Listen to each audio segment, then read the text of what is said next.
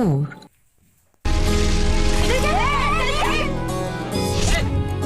3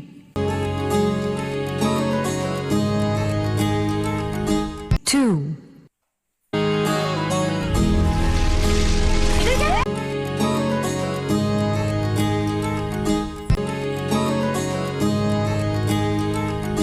1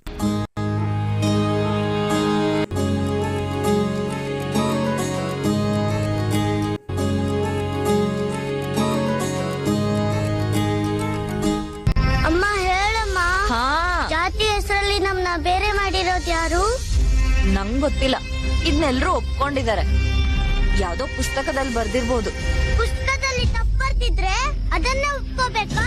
ಒಂದಿನ ನಾನೇ ಪುಸ್ತಕ ಬರೀತೀನಲ್ಲ, ಆಗ ಇದನ್ನೆಲ್ಲ ಸರಿ ಮಾಡ್ತೀನಿ.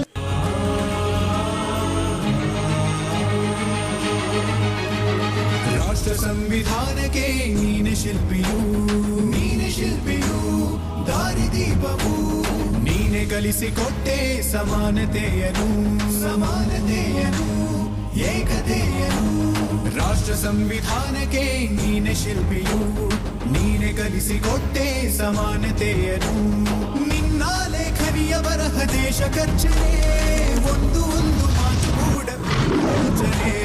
ನಾಯಕ ನೀನು ಭೀಮರ, ಮಹಾನಾಯಕ ನೀನು ಭೀಮರ, ನಾಯಕ ನೀನು ಭೀಮರ, ಮಹಾನಾಯಕ ನೀನು ಭೀಮರ. ನೊಂದ ಜನರಿಗೆ ನೀ ದೇವರೋ ಜಗ ಹೇಳಿದೆ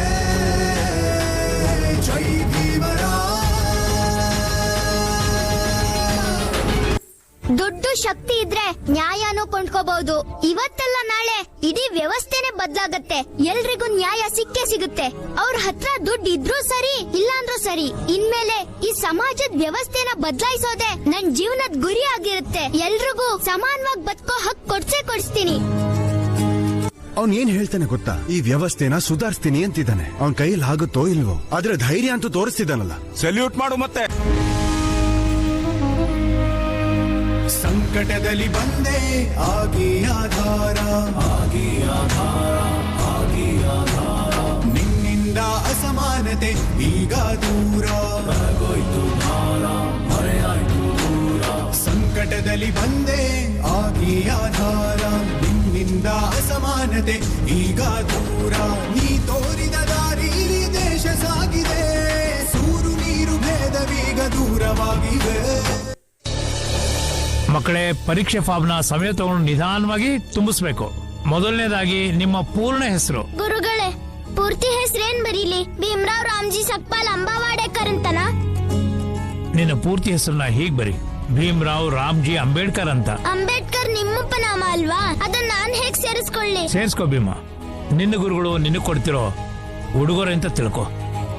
ಜೀವನದಲ್ಲಿ ಹೀಗಾದ್ರೂ ನಿನ್ ಗುರುಗಳನ್ನ ನೆನಪು ಮಾಡ್ಕೋ ಭೀಮ.